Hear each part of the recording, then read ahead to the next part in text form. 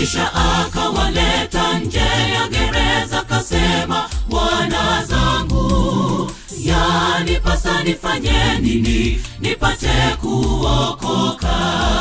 Paulo na Sila wakamwambia yule mlinzi wa gereza, mwamini Bwana nawe utaokoka pamoja na nyumba yako.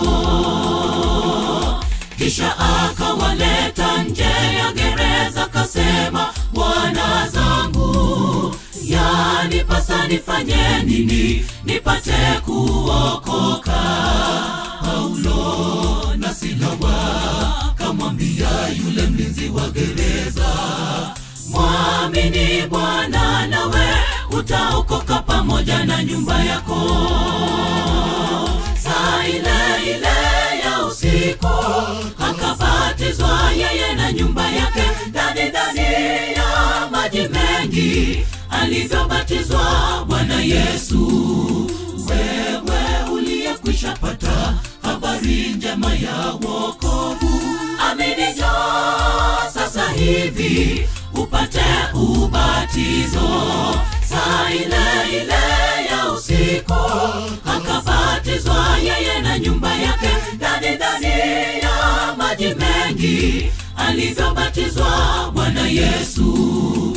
Wewe uliyekwisha pata habari njema ya wokovu, amini njoo sasa hivi upate ubatizo.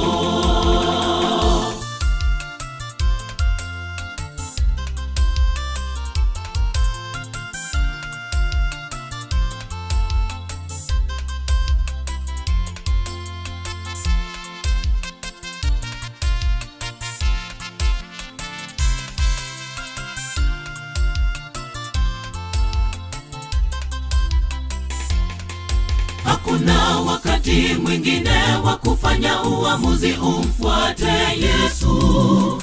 Vile umesikia sauti ya Mwokozi akikuita, usifikirie mara mbili, amua uzaliwe upya kwa kuzamishwa ndani ya maji mengi, ubatizo wa kweli.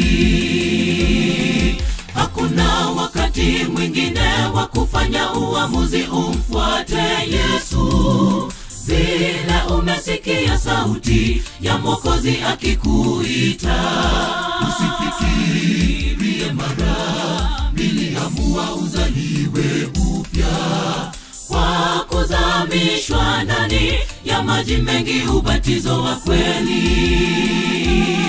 Saa ile ile ya usiku akabatizwa yeye na nyumba yake, ndani ya maji mengi alivyobatizwa Bwana Yesu. Wewe uliyekwisha pata habari njema ya wokovu, amini njoo sasa hivi upate ubatizo. Saa ile ile ya usiku akabatizwa yeye na nyumba yake, ndani ya maji mengi alivyobatizwa Bwana Yesu. Wewe uliyekwisha pata habari njema ya wokovu, amini njoo sasa hivi upate ubatizo.